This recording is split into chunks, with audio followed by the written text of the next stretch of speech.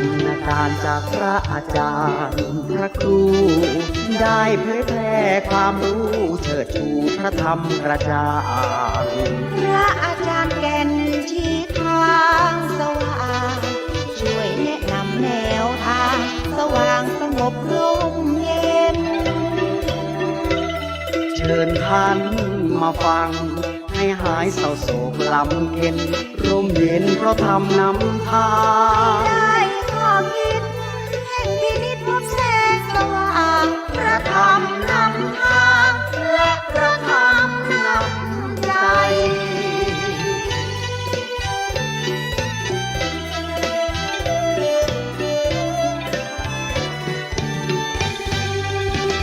พระอาจารย์ได้สืบสานมั่นคงพระครูประหลัดกิตติพงศ์มีจิตจำนงกล้าแก่วัดสันขยอมอำเภอสันทรายเผยแพร่โบสถ์ไม้สักงามแท้และดูเป็นทรงล้านนาธรรมะสู่ใจให้ท่านได้ห่างโรคภัยพบสุขสดชื่นหันษาหลักคิดหลักธรรมมีพลังเก่งกล้าเชิญฟังเถิดนะธรรมะธรรมาสู่ใจ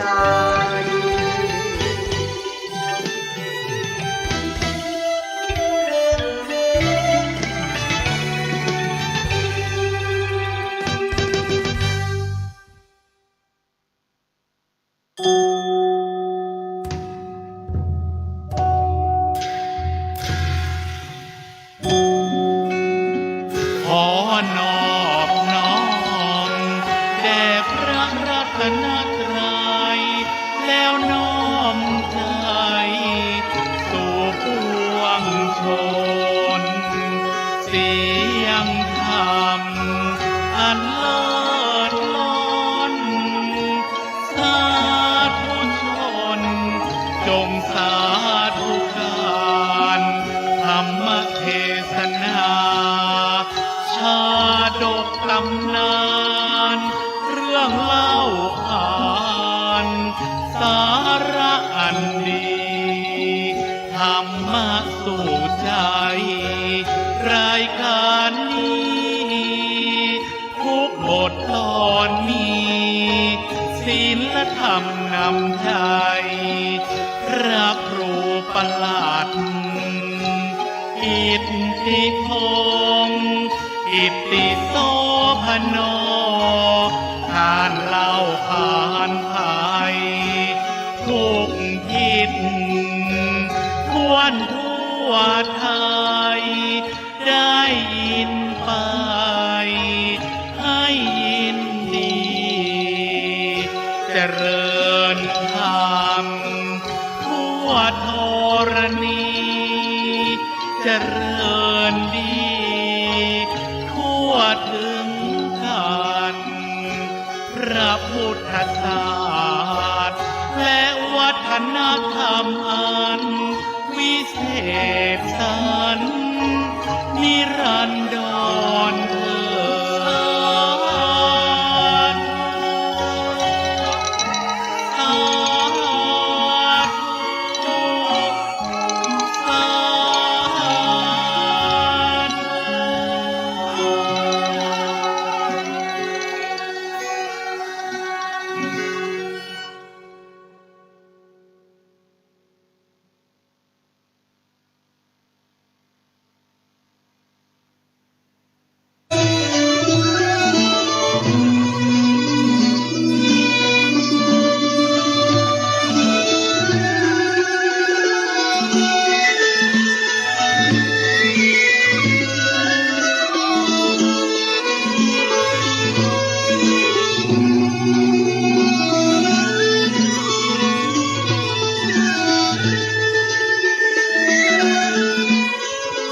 เชิญทุกท่านรับฟังรายการธรรมะสู่ใจกับพระอาจารย์แก่นวัดสักขยอมได้ณบัดนี้ครับ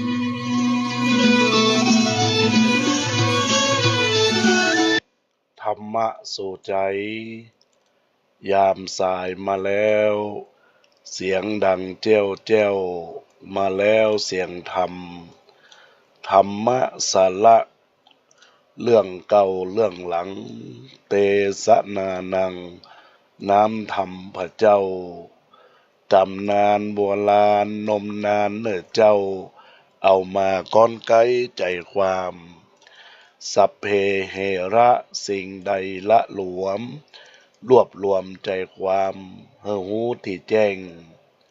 เล่าเก่าเล่าใหม่ขยายให้แจ้ง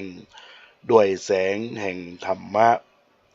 น้ำธรรมคำสอนล้วนมีสาระ ได้นำมาแจกแจงเฮือได้เข้าใจแจ่มแจ้งแดงแจ้งเฮือหายละแวง ในบทบาทถ้อย ในบทบาทถ้อย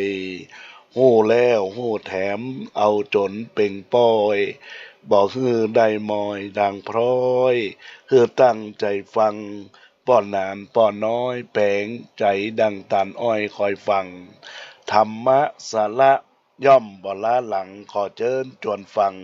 สาธุทุกท่าน ทุกคนทุกตนทุกท่านเนอกราบนมัสการถวายความเคารพ หลวงพ่อพระครูสมุวิจุวัฒน์วรกิจโจท่านผู้อำนวยการขึ้นวิทยุ FM 104.50 วัดฝ่ายหิน ท่านพระสงฆ์พระมหาเถรานุเถระครูบาอาจารย์เจ้า จุตนจุองค์จุรูป เจริญพรเจริญธรรม ธรรมสวัสดีกับบรรดา อุบาสกอุบาสิกาทายกทายิกาศรัทธานาบุญตั้งหลายทุกท่านทุกคน บัดนี้อัตมภาพ พระครูปรัตกิติพงศ์กิติโสพโน วัดสันขยอมตำบลสันทรายน้อยอำเภอสันทรายจังหวัดเชียงใหม่จากได้นำรายการธรรมะสู่ใจยามสายพบปะกับบรรดาคณะศรัทธาญาติโยมสาธุชนพุทธบริษัททั้งหลายญาติโยมสามารถรับฟังใน Facebook ไลฟ์กิตติพงศ์กิติโสพโนของพระอาจารย์แก่น แล้วก็ได้รับฟังจากทีวีวัดฝ่ายหิน รายการขึ้นธรรมะวัดฝ่ายหิน ซึ่งได้รับสัญญาณจากหลวงพ่อพระครูสมุวิจุวัฒน์วรกิจโจสู่ขึ้นวิทยุที่มูลศรัทธาญาติโยมได้ฟังจากบ้านจากจองอยู่ในขณะนี้ วันนี้ก็เป็นอีกวันหนึ่งที่จะได้มาพบปะกับบรรดาอุบาสกอุบาสิกาทายกทายิกาศรัทธานาบุญทั้งหลายมีคำนักปราชญ์ว่าริษยาเพราะเขาดีทนไม่ได้ริษยาเพราะน้ำใจไม่เกื้อหนุนริษยาเพราะอาฆาตขาดการุณริษยาเพราะขาดบุญทุนเมตตาริษยาพาจิตคิดแต่วุ่นริษยาแรงดลทุนอิจฉาริษยาพาจิตคิดมันยาริษยาสารพันมันทำลายริษยาพาใจให้โศกโครกริษยาทำโลกให้สิบหายริษยาพาจิตคนวนวุ่นวายริษยาคือมารร้ายทำลายคนริษยาพาเหตุให้เกิดทุกข์ริษยาไม่มีสุขทุกข์แห่งหนริษยาเขาเล่าร้อนนอนเผาตนริษยามืดมนกังวลใจ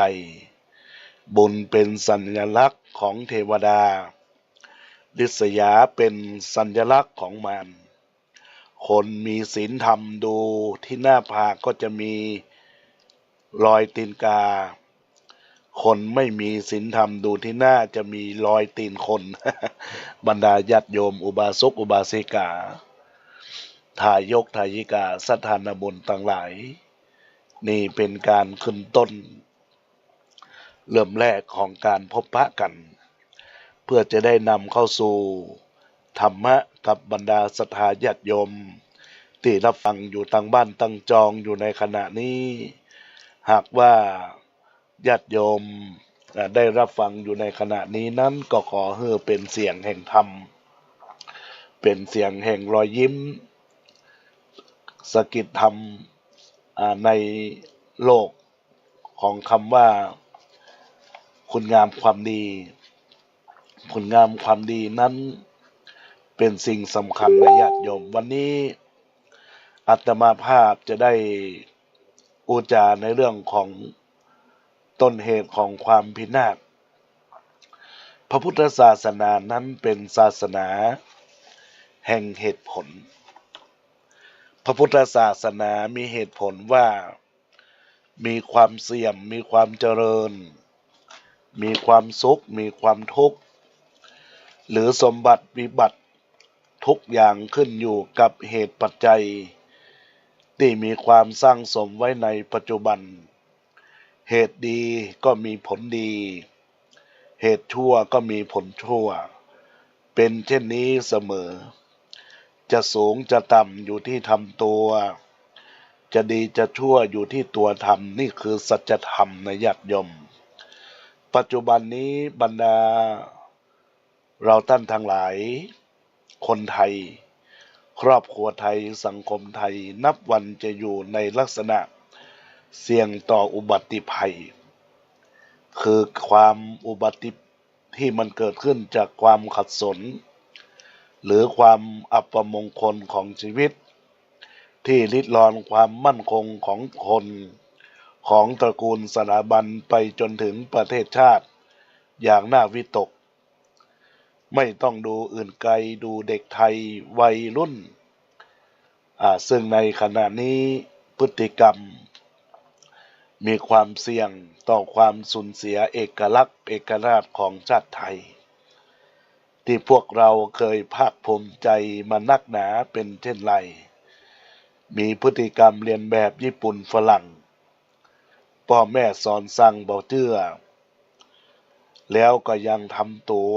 ทำผมเหมือนสัตว์แล้วก็คาดเข็มขัดก็ดูแล้วอยู่ใต้สะดือบามือถือรุ่นใหม่ใส่กางเกงโชว์ชอบโชว์เห็นแล้วผู้ใหญ่ก็กุมขมับในญาติโยม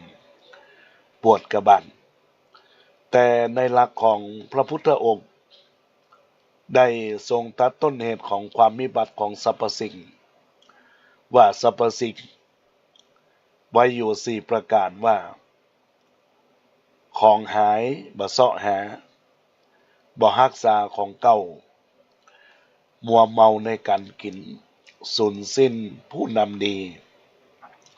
ของหายบ่เสาะหานั่นก็คืออย่างญาติโยมในประเทศไทยเคยเป็นประเทศที่มีความมั่นคงมีอุดมสมบูรณ์ทรัพยากรธรรมชาติที่มีความมากมายนะพร้อมด้วยการศึกษาศาสนาศิลปะและวัฒนธรรมภูมิใจไทยนะที่เกิดมาดีงามแต่บัดนี้ได้สูญหายเกียบหมดแล้วหายไปแล้วพวกเขาก็ปล่อยให้หายไปบ่มีการเสาะหาเอามาคืนบ่ฟื้นฟูชูฮกเหมือนเก่าหรือดีกว่าเดิมนี่แหละสมบัติหมดไปความวิบัติใหม่กำลังเข้ามาประการต่อไปนั่นก็คือบ่รักษาของเก่าแผ่นดินไทยสมบัติไทยลายไทยที่บรรพบุรุษได้เสียสละทรัพย์อวัยวะสติปัญญาเลือดเนื้อและชีวิตสร้างขึ้นมาและดูแลรักษาปกครองคุ้มครองสืบกันต่อมาจนถึงรุ่นเราทุกอย่างตั้งสร้างไว้ด้วยพลังแห่งความรู้ความสามารถ ความงามความดีนะแล้วก็ความจริงแต่เฮารุ่นหลังบ่ฮู้คุณค่าก็พากันเหยียบย่ำล่ำละหำลายย่อยยับนับเป็นความอัปยศอดสูที่เฮาบ่ฮู้จักรักษาไว้ช่วยกันทำลายอย่างแยบยลตั้งแต่ปลอมแปลงปลอมปนจนเกิดความสับสนไปมั่วไปหมดระหว่างของวัดกับของบ้านจนบ่ฮู้ว่าอันหยังคือคุณค่าแท้อันหยังคือคุณค่าเทียมพวกเฮาเหยียบย่ำน้ำใจบรรพบุรุษไทยแบบเห็นแก่ตัวและบ่กลัวบาปกรรมโอ้ถึงลักษณะของวิญญาณของพ่ออุ้ยแม่อุ้ยจะถุยน้ำลายดังๆว่าไอ้ลูกหลานบาตังระวังจะบ่มีแผ่นดินอยู่มัวเมาในการกินสังคมไทยขณะนี้เป็นสังคมที่มีความบริโภคเป็นสังคมกาลีกามโภคีนะญาติโยมสังคมของผู้บริโภคบ่ใช่ผู้ผลิตเป็นสังคมผู้รับใช้อยู่ใต้อำนาจคนอื่นบ่ชอบเป็นผู้นำแต่ชอบเป็นผู้ถามบ่ชอบขายแต่ชอบซื้อบ่ชอบคือกู้แต่ชอบเป็นผู้กู้หนี้เสียเองคนไทยก็จึงหมกมุ่นมัวเมาในการเสพสุขบริโภคเกินตัวเกินฐานะเกินกำลังของตนจนกลายเป็นสังคมหนี้สินและเป็นสังคมหนี้เสียเต็มบ้านเมืองสูญสิ้นผู้นำดีสังคมไทยเป็นสังคมที่บดชื่นชมคนดีบ่ส่งเสริมคนดีบ่ยกย่องคนดีบ่ให้คนดีได้มีโอกาสมีอำนาจปกครองประเทศจนล้วนมากไปด้วยพวกผู้นำที่ทุศีลอันได้แก่มีความซื่อสัตย์แต่บ่สร้างสรรค์มีความขยันแต่โง่เขลาเบาปัญญาเก่งกล้าสามารถแต่อุบาทช่อฉนเพราะนั้นเมืองไทยจึงสับสนถึงความเป็นผู้นำดังนั้นถ้าคนไทยครอบครัวไทยสังคมไทยจะยิ่งใหญ่รุ่งเรืองต้องมีการประพฤติธรรมธรรมนี้เรียกว่ากุลจิรติติธรรม4ประการนั่นก็คือของหายต้องเสาะหาต้องรักษาของเก่าเดิมกินเต้าที่มีฮื้อเดิมกินแล้วก็มีผู้นำในการครองธรรมดังนั้นในส่วนของที่อาตมาภาพได้ชี้แจงถึงเรื่องของเก่าต้องเสาะหาเนี่ยของหายเนี่ยต้องเสาะหาก็คือเรื่องของวัฒนธรรมประเพณีอันดีงามเนี่ยโดยการน้อมน้าวจิตใจของคนรุ่นใหม่ต้องใส่ใจในเรื่องของวัฒนธรรมที่เฮามีความงดงามอย่างขณะนี้ประเทศไทยของเฮาบรรดาญาติโยมทางการรัฐบาลไทยทางการสาธารณรัฐอินเดียเนี่ยได้มีการยกระดับของชาวไทยยกระดับของพุทธศาสนิกชนทั่วโลกยกระดับจะได้บรรดาญาติโยมทั้งหลายก็ได้มีการเชิญพระบรมสารีริกธาตุของพระพุทธเจ้าแล้วก็ยังมีพระอรหันตสาวกคือพระโมคคัลลานะและพระสารีบุตรซึ่งเป็นพระเบื้องซ้ายพระเบื้องขวาของพระพุทธองค์ที่คู่พระองค์มาในการที่ได้อยู่ในครั้งพุทธกาลซึ่งพระพุทธเจ้านั้นบรรดาญาติโยมก็คงจะทราบกันว่าการลัทธิศาสนาที่เราเริ่มต้น ก็มาจากประเทศอินเดียในญาติโยม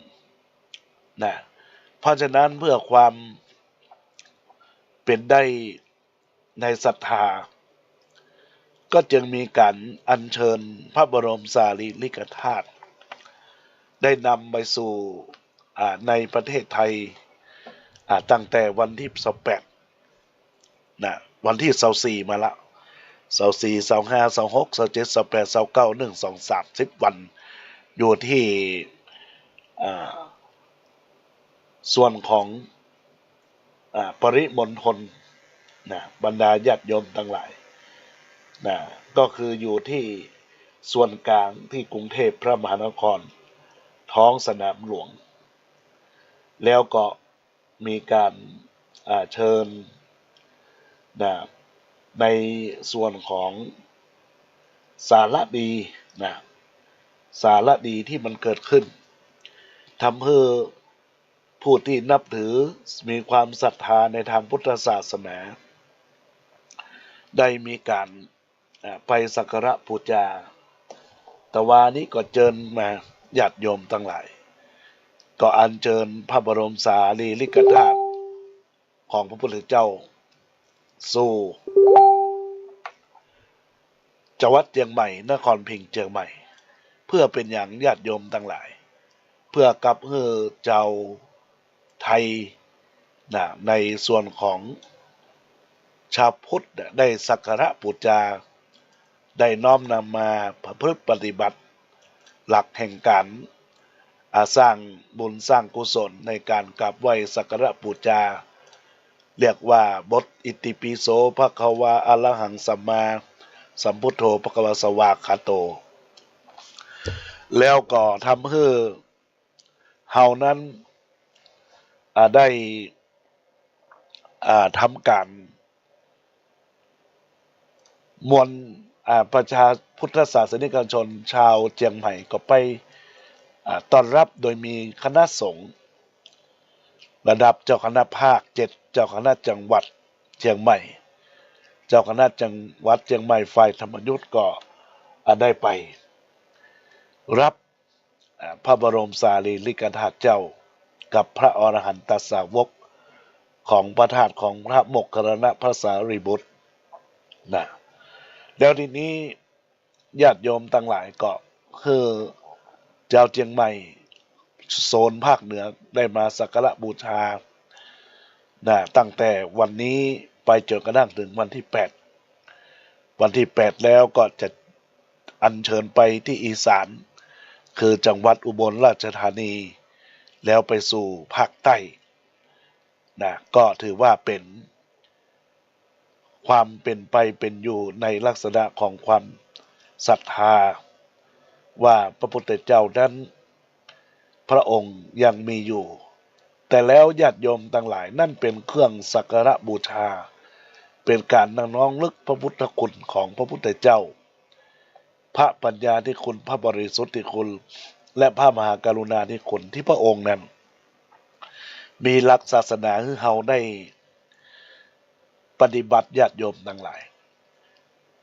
แล้วทำไมญาติโยมทั้งหลายในการที่เราได้ไปสักการะบูชาแล้วเนี่ยมันเกิดการเคารพนับถือนอบน้อมบูชาแต่สิ่งสำคัญพระพุทธเจ้าพระองค์ย้อนสอนกลับมาว่าผู้ใดเห็นธรรมผู้นั้นก็จะเห็นทุกข์ผู้ใดเห็นเราผู้นั้นก็เห็นธรรมคำนี้ญาติโยมทั้งหลายผู้ใดเห็นธรรมเนี่ยมันคืออย่างญาติโยมทั้งหลายเห็นธรรมะของพระพุทธเจ้าเฮาทุกวันนี้เราเห็นก่อนญาติโยมญาติโยมก็คงอาจจะบ่ค่อยเข้าใจสักระใดแต่ประภาพก็จะได้ฟังจากบรรดาญาติโยมลองดูสังเกตเมื่อเฮามีการรักษาศีลถ้าเรารักษาศีลเว้นจากศีล5ข้อได้เนี่ยถามว่าเฮามีการฆ่าก่อนถามว่าเฮามีการลักทรัพย์ก่อนถามว่าเฮามีความเจ้าชู้ช่อชนก่อนหลอกลวงผู้อื่นก่อน ถามว่าเฮายุ่งอบายมุขอบายภูมิทั้งหลายตั้งปวงเนี่ยทุกอย่างที่เปิ้นเว้นให้เฮาได้เนี่ยญาติโยมทั้งหลายเฮาปฏิบัติเฮาเว้นนั่นแสดงว่าเนี่ยธรรมะของพระเจ้ามันเกิดกับตัวเฮาแต่ถ้าเฮาเว้นบ่ได้มีการฆ่ากันอย่างข่าวคราวของพระสงฆ์ที่ถูกฆ่าแล้วถึงแก่มรณภาพไปเนี่ยสลดใจนะว่าแม้แต่พระก็ยังมีคนกราดฆ่าฆาตกรรมได้เพราะว่าใจของคนนั้นอาจจะบ่มีศีลนะญาติโยมเนี่ยแหละทำให้เกิดทุกข์ที่อย่างคนที่ตายก็ตายด้วยชีวิตที่มีค่าที่จากไปโดยตายบดีตายบ่งามญาติโยมทั้งหลายก็เรียกว่าตายโดนฆ่าแล้วทีนี้ญาติโยมทั้งหลายลองคิดดีๆว่าถ้าคนที่ฆ่ามีศีลน้อย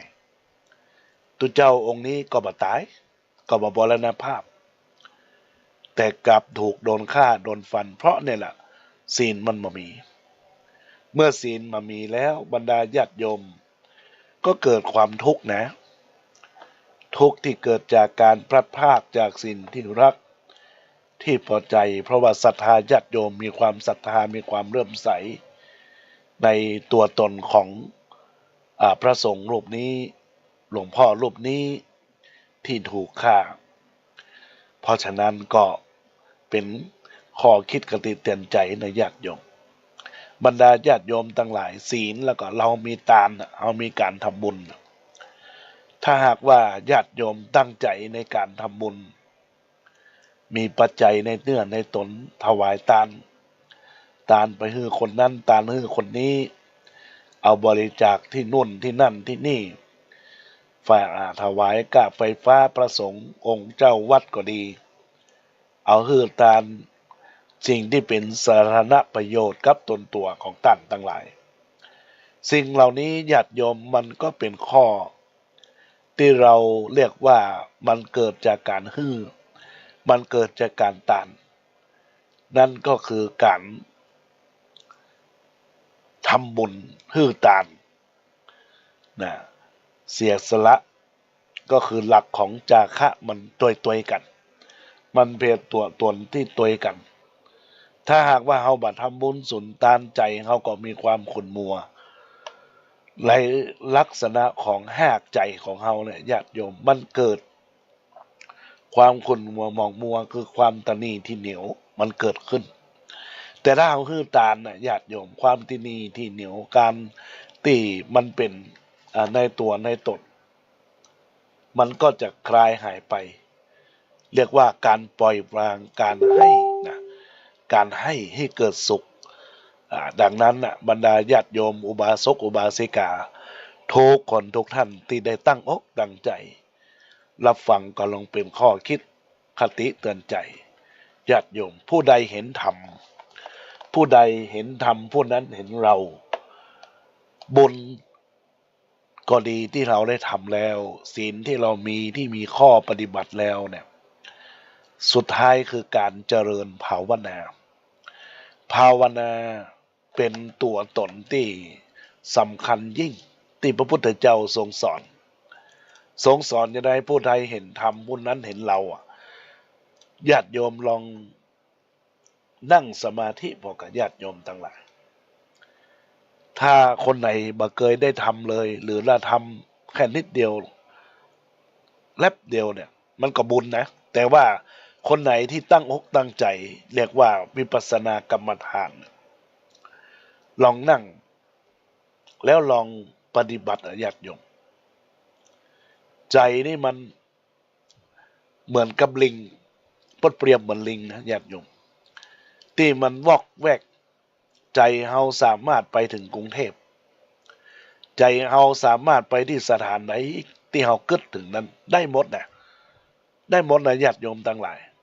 แต่เฮาจะแยกได้ให้มันปิกมาอยู่กับใจของเฮาก็อยู่ด้วยตนเองเมื่อเฮาอยู่ด้วยตนเองนั่นคือการกำหนดญาติโยมการสมาธิเนี่ยเอาง่ายๆเนาะบางญาติโยมบางคนมาได้ปฏิบัติเรื่องของสติปัฏฐาน4พองหนอยุบหนออาจจะพุทโธก็ได้ นะหรือว่าหายใจเข้าหายใจออกนึ่งนับก็ได้ แล้วก็เป็นสิ่งที่เราตั้งหลาย มันจะเกิดสภาวะของธรรมเอง ใครประทำใครก็มาหูญาติโยมตั้งหลายนะหนึ่งมันก็ต้องมีความคิดหนึ่งการได้ยินเสียงหนึ่งมีใจฟุ้งซ่านสองมีการง่วงหลับนี่คือสภาวะธรรมญาติโยมเป็นสภาวะธรรมที่มันเกิดขึ้นบางคนนั่งสมาธิแต่กึดวางแผนละกึดวางแผนว่าจะทำอันนั้นจะทำอันนี้จะนี่อันนั้นอันนั้นอันนู้นคือมันสำเร็จในตัวในตนแต่แล้วบรรดาญาติโยมในหลักของธรรมพระพุทธเจ้าเมื่อใดเห็นเมื่อใดเห็นธรรมเมื่อนั้นเห็นเรานั่นคือธรรมะของพระพุทธเจ้าที่เราจะต้องศึกษาในตัวตนของเราคือการเจริญจิตภาวนาจะได้รู้สึกตัวเองนะเป็นพลังจิตที่มีการข่มอกข่มใจจะทุกอย่างทุกประการก็ตามนะก็เป็นสิ่งที่ตนตัวเฮาจะได้ประพฤติปฏิบัติญาติโยมทั้งหลายแล้วสำคัญญาติโยมต้องรักษาของเก่าครอบครัวในบ้านในจองพ่อแม่สืบรุ่นสู่รุ่นสืบอย่างญาติโยมบ้านจองของเงินเดือนดาวเนี่ยนะจะไปเกิดว่ามันต้องเปลี่ยนเป็นสตังค์ถ้าบาสตังค์ถามว่าทุกคนเฮานั้นดิ้นรนเพื่ออย่างญาติโยมเพื่อสตุสตังค์เนี่ยญาติโยมแต่แล้วเนี่ยบางคนก็ยอมถามมาว่าถ้าบรรยากาศเมาก็นั่งสมาธิภาวนาลูกเต้าเหล่าหลานสามีภรรยาจะกินอะไรอย่างเปิ้นก็มีลักในญาติโยมว่าบ่ได้บังคับแต่อย่างน้อยเป็นชาวพุทธจะต้องมีการประพฤติปฏิบัติหลักธรรมนะคือการเจริญสมาธิภาวนาที่มันก่อเกิดในชีวิตของตัวตนที่เป็นเกาะนำไปสู่สิ่งดีงามคือความงามความดีของตัวเรานะก็คือการประพฤติวัดปฏิบัติธรรมนั่นแหละญาติโยมที่อาตมาภาพได้และเป็นเกราะป้องกันความอยากนะเป็นตัวป้องกันความอยากได้ใครมีบางคนบอกว่าเห็นเปิ้นมีรถถ้าได้ก็เอาสตางค์เอาโฉนดไปเข้ากู้มาญาติโยมกู้บ่ไหวเปิ้นยึดไปหมดยึดตึงอย่างรถก็ยึดที่ดินก็ยึดนะญาติโยมเพราะฉะนั้นต้องพอประมาณในตัวตนอยากได้ก็อดออมที่หาเงินทองเอาญาติโยมทั้งหลายจะไปเอาของเก่าของพ่อของแม่มาค่อยมาขายเพราะว่าที่ดินนี้ถ้าลักษณะของถ้าเฮาบักขายบะอย่างก็ตามยังมีที่อยู่นะญาติโยมยังมีที่อยู่ยังมีเป็นอนุสรณ์นะสตังค์มันหาได้มันเป็นของนอกกายดังนั้นแล้วสิ่งสำคัญประการต่อไปดื่มกินเท่าที่มีในการดื่มกินนะอันนี้ก็เป็นข้อส่วนหนึ่งที่เป็นข้อกำหนดกฎเกณฑ์ลักษณะของการที่ว่าเป็นข้อกำหนดในชีวิตของคนเราแล้วผู้นำจะต้องมีหลักธรรมะนะของผู้นำคุณธรรมต้องมีถ้ามีคุณธรรมในญาติโยมบ้านเมืองเฮาก็อย่างว่านะญาติโยมทั้งหลายอีกอย่างเฮาจะต้องเปิ้นทำงานก็ต้องชื่นชมอย่าไปเหยียบย่ำอย่าไปเหยียบย่ำเหยี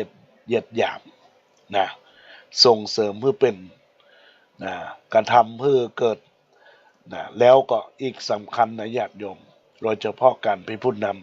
ำนะต้องลักษณะของอย่าไปบ้าอำนาจนะ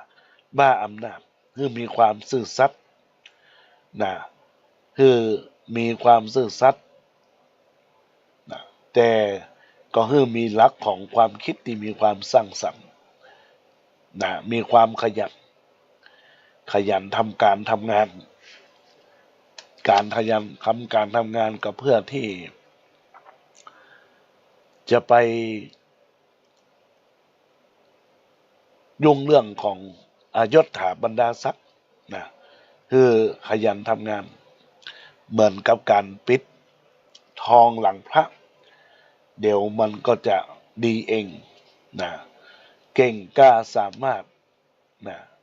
จะไปเอาบาปคือมีธรรมะในเรื่องของความเก่งที่จะพัฒนาเก่งที่จะมีแนวคิดวิสัยทัศน์ที่กว้างไกลแล้วก็กล้าตัดสินใจในการที่มีความถนัดมีความสามารถทุกคนมีความสามารถมาเหมือนกันมีจุดเน้นจุดแข็งมาเหมือนกันแล้วอย่าเอาจุดด้อยเปิ้นมาอู้ญาติโยมเอาจุดแข็งเอาจุดเด่นเปิ้นมาอู้จุดเน้นเปิ้นมาอู้นะมันก็จะมีความสุขนะมันจะมีความสุขในเรื่องในตนดังนั้นบรรดาญาติโยมอุบาสกอุบาสิกาทายกทายิกาศรัทธาต่างหลายอัตมาภาพจึงเจริญพรกับบรรดาญาติโยมอุบาสกอุบาสิกาได้รับฟังธรรมะเป็นข้อคิดคติเตือนใจคือกับบรรดาญาติโยมพ่อแม่พี่น้องสาธุชนพุทธบริษัทต่างหลายในโอกาสที่ว่าความที่เฮาต้องการคือความรักความที่เฮาทำคือฮื้อแตกฮักความเห็นผิดความที่ต้องปิดคือความรับความที่ทำมือเฮารับความง่วงความที่ทำมือเฮาโชดช่วงคือความพยายามความที่ทำมือเฮาพังคือความแตกความที่ทำมือแหลกความรุนแรงความที่ควรฮื้อแฟนคือความซื่อสัตย์ความที่ควรกำจัดคือความเห็นแก่ตัวความที่ทำน้ำฮื้อหน้ากลัวนั่นก็คือความอยากความที่ทำฮื้อลำบากคือความจนความที่ควรมีทุกคนคือความดีความที่ทำให้เฮาขึ้นต้นงิ้วทันที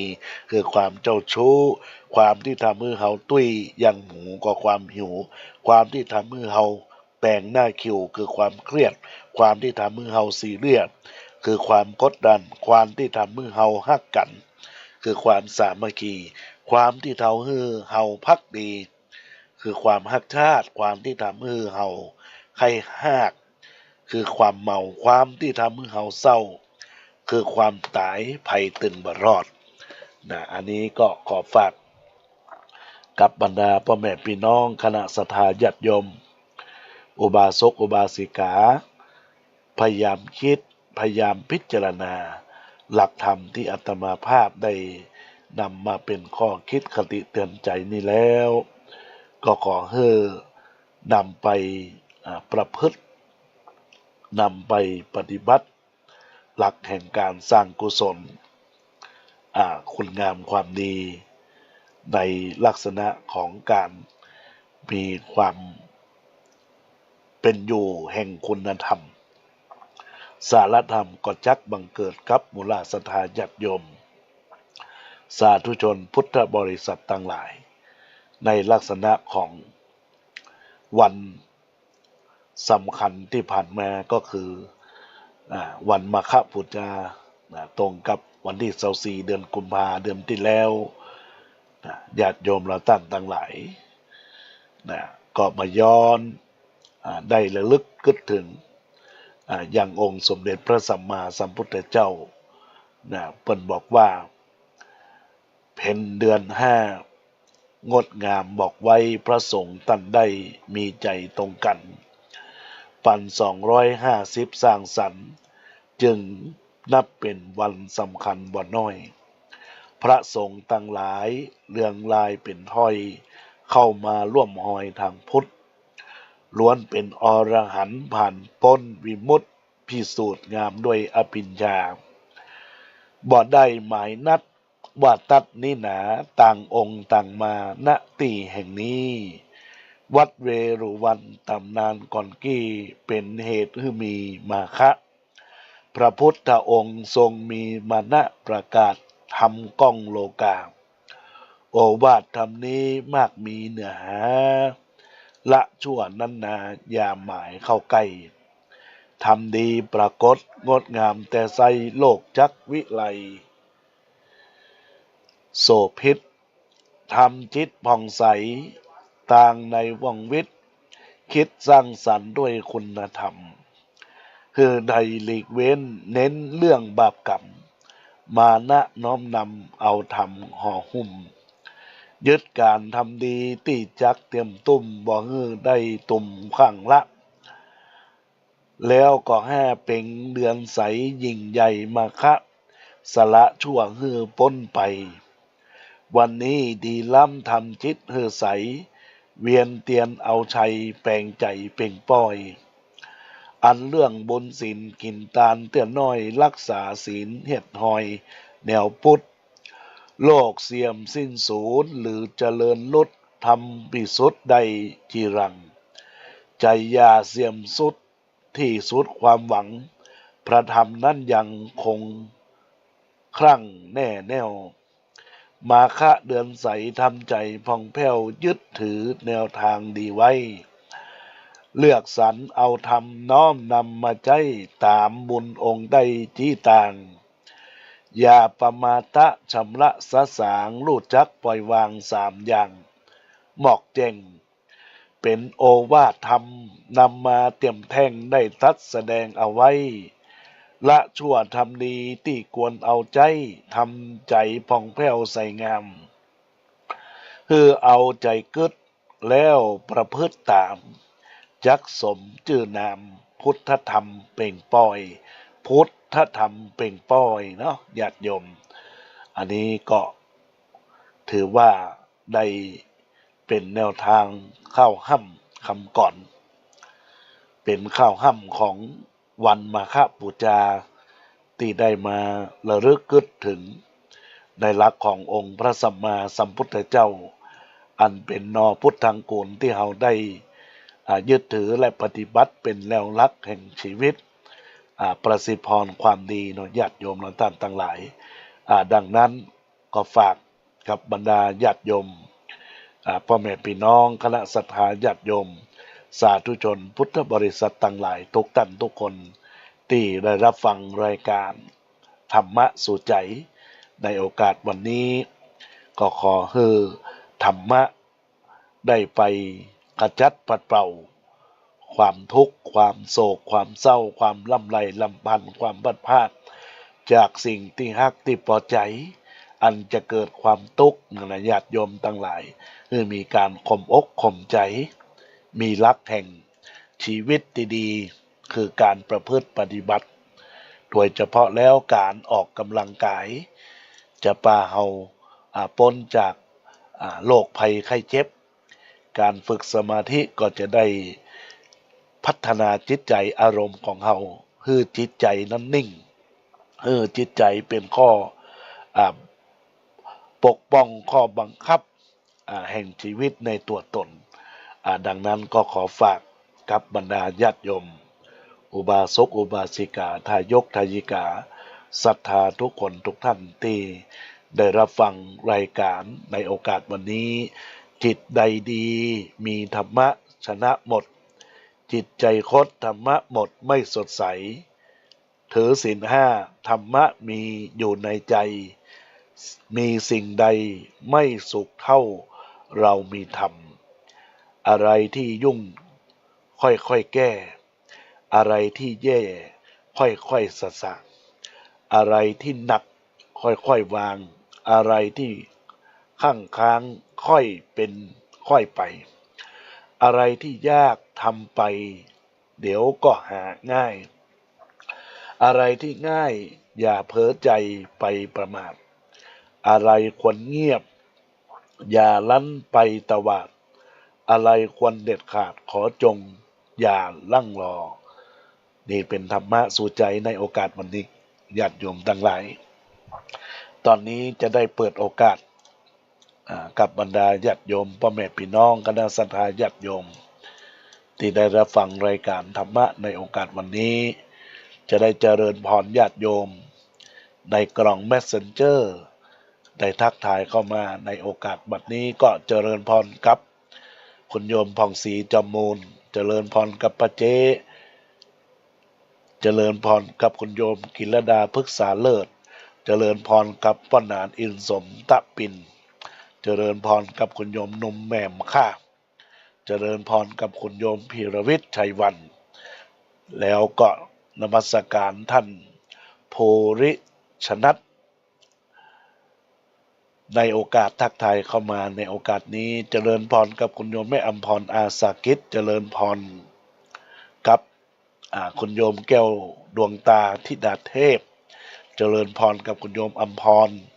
กันทมีเจริญพรกับป้าหนานบินหลาบุญธรรมลักษณ์เจริญพรกับคุณโยมองค์หญิงเจริญพรกับญาติโยมที่รับฟังในไลน์แล้วก็ทักทายเข้ามาอันประกอบไปด้วยญาติโยมแม่เกษณีใจเทพคุณโยมที่ได้ทักทายแม่นวลนิดชาวชาติเจริญพรกับคุณโยมสมบูรณ์มโนพีเจริญพรกับคุณโยมดารุณีอุทลาเจริญพรกับคุณโยมแม่ศรีนวลทาแก้วเนอะเจริญพรกับแม่ยุพินหอมมาลาทุกคนทุกท่านแล้วก็แม่ครูณรินทร์รัตน์ในโอกาสบัดนี้ก็อนุโมทนาขอบคุณกับกุศลและเจตนาของคณะศรัทธาญาติโยมอุบาสกอุบาสิกาทายกทายิกาศรัทธาตั้งตั้นตั้งหลายในวาระโอกาสวันนี้เนื้อญาติโยมตั้งหลายตอนนี้ก็จะได้ทักทายเข้ามาในรายการเพื่อเป็นบุญเป็นกุศลในโอกาสรายการในโอกาสนี้096-262-9694 ญาติโยมได้ทักทายมาเนอะกรรมใดแม่นใครก่อกรรมนั้นหนอย่อมฮื้อผลแก่เราทุกผู้คนตามที่ตนได้ก่อกรรมลบหลีกแดดลมฝนพอหลีกพ้นวันยังค่ำบาปบุญที่เราทำลบหลีกหนีมิได้เลยนะลบหลีกกรรมลบหลีกกรรมเนี่ยตึงลบหลีกมาได้ญาติโยมทั้งหลายแต่เฮาจะลบบุญเนี่ยลบได้แต่ใจเฮาบาปนะญาติโยมใจเฮาบาปเพราะอย่างเฮาบ่เกิดถึงบุญถึงกุศลสิ่งสำคัญมันก็จะเกิดเป็นกรรมเพราะว่ากรรมดีก็คือสร้างกรรมดีกรรมชั่วก็คือสร้างกรรมชั่วแล้วเราจะหลีกกรรมชั่วได้จะใดญาติโยมทั้งหลายก็คือมันทำคุณงามความดีสร้างกุศลคุณงามความดีเป็นความดีที่เราท่านทั้งหลายจะต้องประพฤติปฏิบัติหลักแห่งการสร้างกุศลคุณงามความดีในโอกาสวันนี้เนอะก็ขอเจริญพรกับมูลศรัทธาญาติโยมที่อยู่ต่างบ้านต่างจองท่านใดอยากจะโทรศัพท์เข้ามา096-262-9694 ได้ทักทายเข้ามาเอื้อนเอ่ยในรายการในโอกาสบัดนี้เพื่อเป็นกุศลผลบุญอันเกิดจากจิตจากใจของมูลศรัทธาญาติโยมสาธุชนพุทธบริษัทต่างหลายทุกท่านทุกคนเนอะจำไว้สามเจ้า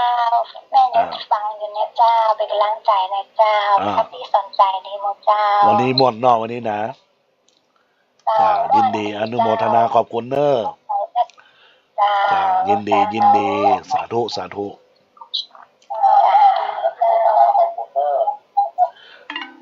รัทธาญาติโยมสายที่หนึ่งแม่แสงล่าขันแก้วธงลักษณ์ได้ทักทายเข้ามาเอื้อนเอ่ยเข้ามาในรายการธรรมะสู่ใจในยามสายนะใกล้จะจบรายการตอนนี้เพื่อจะได้ปั่นเวลาให้กับทางรายการจะได้คืนรายการอาตมาภาพก็จะได้ขอจากลารายการด้วยคำกรว่า10 นิ้วประนมน้อมศิลสาไวยพระไตรรัตนาพันแผ่วขอเดชะพระจอมไตรปกห่มปวงญาติมิตรสุขแล้วตราบเสี่ยงจิรัติการขอสิ่งศักดิ์สิทธิ์ ทุกแดนสถาน โปรดอภิบาลญาติมิตรมิ่งแก้ว สุขบานหวานใจหะไทยผ่องแผ้วปนผ่านโลคาพยาธิ มั่งมูลสินสิ่งของจำเริญวุฒิสถิตอยู่มั่นยืนยาว อายุ100 สาวจุตั้นจุตน จุองค์และนายเนอร์ดังนั้นแล้วก็ขออนุโมทนาขอบคุณกับบุราศรัทธาญาติโยมได้อวยพรในก่อนเข้าห้ำเป็นเรียบร้อยก็จะได้ปอนเป็นความเรียงว่าก็ขออำนาจแห่งคุณพระศรีรัตนตรัยอันมีคุณพระพุทธอันมีคุณพระธรรมอันมีคุณพระสงฆ์จงช่วยปกปักคุ้มครองรักษากับบรรดาญาติโยมอุบาสกอุบาสิกาทายกทายิกาศรัทธานมูลท่านทั้งหลายทุกท่านทุกคนทุกท่านในโอกาสนี้ได้รับฟังธรรมะขององค์สมเด็จพระสัมมาสัมพุทธเจ้าโดยการเผยแพร่ธรรมกับอัตมาภาพพระครูประหลัดกิติพงศ์กิติโสพโนหรือพระอาจารย์แก่นสำนักวัดสันขยอมตำบลสันทรายน้อยอำเภอสันทรายจังหวัดเชียงใหม่ได้น้อมนำพระธรรมเทศนาธรรมะบรรยายเป็นปกิณกธรรมญาติโยมได้เป็นข้อยึดเหนี่ยวจิตใจหลักแห่งการสร้างคุณงามความดีพัฒนาจิตพัฒนาใจเกิดความเบิกบานหวานใจมีความสุขมีแต่ความดีงามเพิ่มพูนบารมีความมงคลจงเกิดกับบรรดาศรัทธาญาติโยมสาธุการอายุวันโนสุขังปะลัง